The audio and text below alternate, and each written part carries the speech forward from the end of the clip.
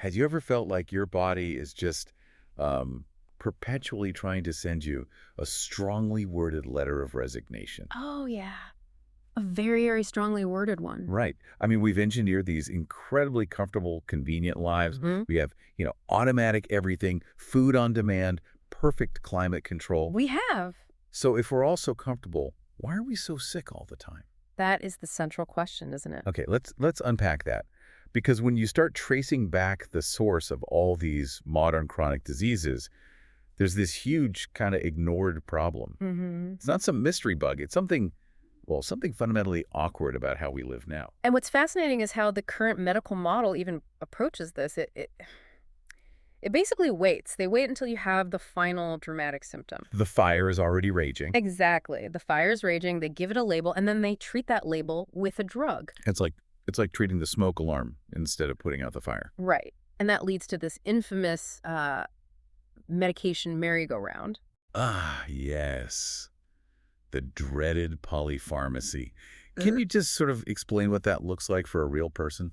Well, it's where you're taking multiple medications, maybe 5 or more. So they treat the original problem, but then the side effects from that first pill, they require a second one. And then a third one for the side effects of the second one. You've got it. I mean, if you look at people in assisted living facilities, some are on 40 or 50 medications. Oh. It's not a path to health. Okay, so that's clearly not working.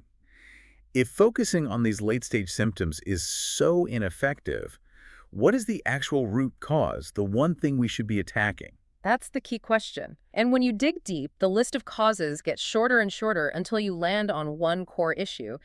It's basically an evolutionary traffic jam. Traffic jam. Our ancient genes haven't caught up to our hyper-modern environment. Our genetic hardware is like 100,000 years old, and it's trying to run 21st century software. And it is crashing Yeah. spectacularly. And this is where it gets really interesting, because we are living in a completely different universe than the one our bodies were designed for. A different universe is a good way to put it. Our bodies expect scarcity, physical work, clear signals from the environment, Yeah. and instead we get this pileup. Exactly. Let's just start with food. Okay? We're feeding ourselves constantly, 24/7. There's no break, no metabolic rest. And the quality of that food. Oh, the quality is, and it's stunningly poor. Over 50% of adult calories in the Western world now come from ultra-processed foods. 50%. Yeah, That's staggering. It's a historical anomaly. Our biology has zero blueprint for how to handle that. It's just foreign. So we're overfed, but what, undernourished? That's the great irony.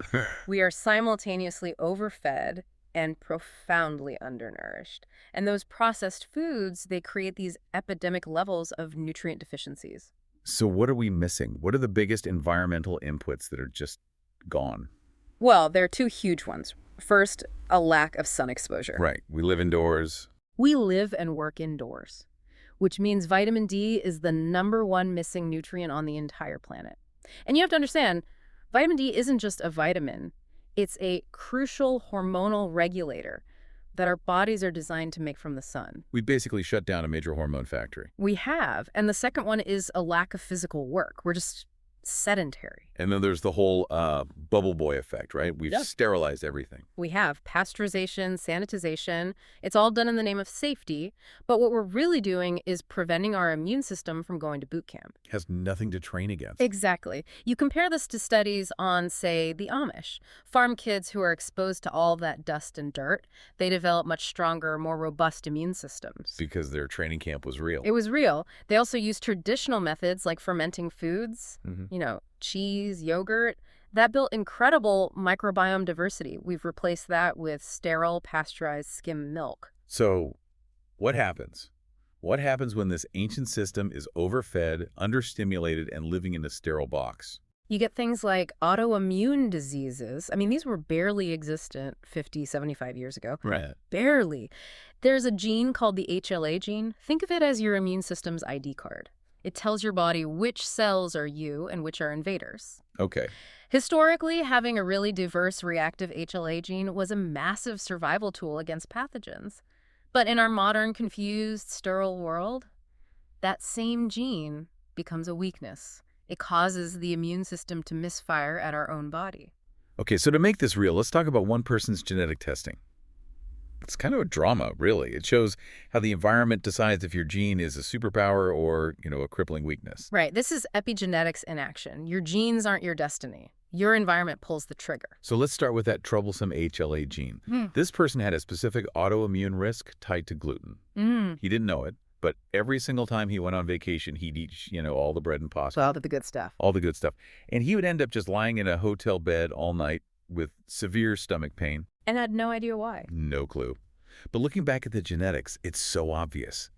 That gene was just sitting there waiting for the modern high-gluten environment to ruin his trip. The gene was just doing its job, but the environment was all wrong. Then there was this comedy of organs, poor choline absorption. Ah, choline. Very important. Yeah, for preventing fatty liver, for brain neurotransmitters. But historically, where do we get it from? Well, back then, people ate the whole animal, nose to tail. The liver is the absolute best source of choline. And since most of us were not exactly rushing out to buy liver. Right. So the modern fix is egg yolks. Eating enough egg yolks can give you the choline you need to sort of bypass that genetic weakness. Okay, then came the inflammation bomb. His genes were highly susceptible to inflammation from polyunsaturated fatty acids, The industrial seed oils. the stuff in almost all junk food and restaurant food. And this is a perfect example of the environment hitting a weak spot. This person had severe arthritis in his 20s. In his 20s. Yeah, in his fingers and his back, directly from, as he put it, downing junk food. He's way healthier now at 60, but that junk food almost crippled him. It was his wake-up call. And one more, the high-pressure gene, low nitric oxide bioavailability. Right. Nitric oxide, or NO, is what helps your blood vessels relax. It's crucial for keeping blood pressure down. So without it, he's primed for high blood pressure. He is. But this is a great example of how you can overcome these things. It's not a death sentence. Simple things. Eating beets, arugula salad, even just getting sunlight and exercise. They all naturally boost nitric oxide. So you can turn a weakness into just a manageable factor. You absolutely can. Okay, so we get the problem. Sterile environment, processed food, this genetic traffic jam. If our genes are waiting for the Stone Age, how do we, bring the Stone Age into a modern apartment? Well, since the environment is the problem, the solution has to be a radical environmental reset. We have to intentionally give our bodies the signals they expect. So we've broken this down into a few categories, right? We have. It's basically about fixing your rhythm, fixing your eating, and fixing your immediate environment. Okay, let's start with the rhythm, the circadian correction. Because if that clock is off, everything else suffers. What's the number one thing to do? Go outside. You have to go outside and expose your eyes to natural light within 60 minutes of waking up. Not through a window. No, absolutely not through a window. You need that direct infrared light from the sun. That's the biological signal that tells your body to stop producing melatonin now. Which sets you up for good sleep later. It sets the timer. And to keep that timer consistent, you have to lock your wake time. 7 days a week. Oh, that's the hard one.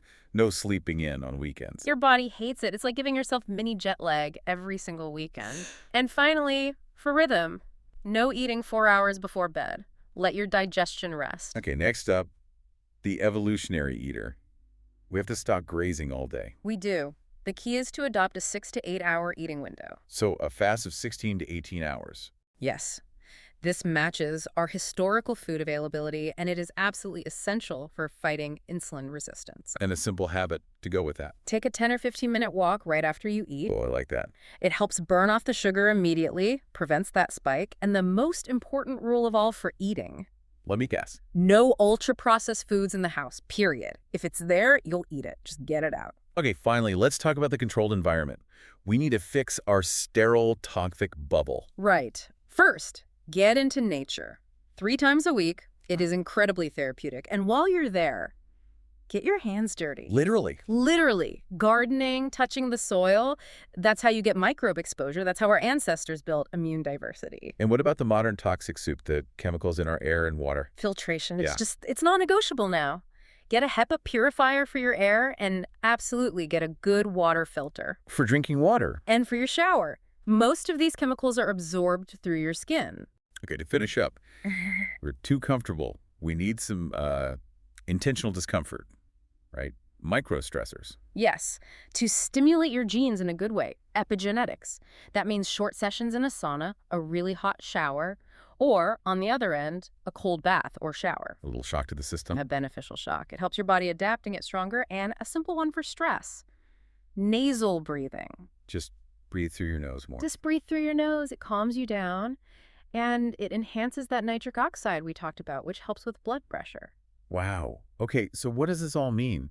It sounds like our pursuit of absolute comfort has, I don't know, accidentally created the perfect storm for chronic illness. That's a perfect way to put it. We aren't designed to be sterile, sedentary, constantly eating light-drenched beings. It's like everything circles back to just consistency Yeah, and respecting our own biology. it really does. True health isn't found in maximum comfort. It's found in intentional discomfort and aligning your environment with your genes. We've spent so much time and money perfecting the mattress and the alarm clock.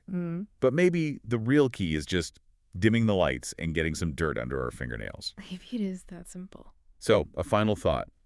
If sleep really is a nutrient, and we're consistently denying ourselves that nutrient by confusing our body clocks, are we simply starving ourselves of health, even when our kitchens are full? That's something to think about. Something you want. Yeah, but definitely not 4 hours before bed.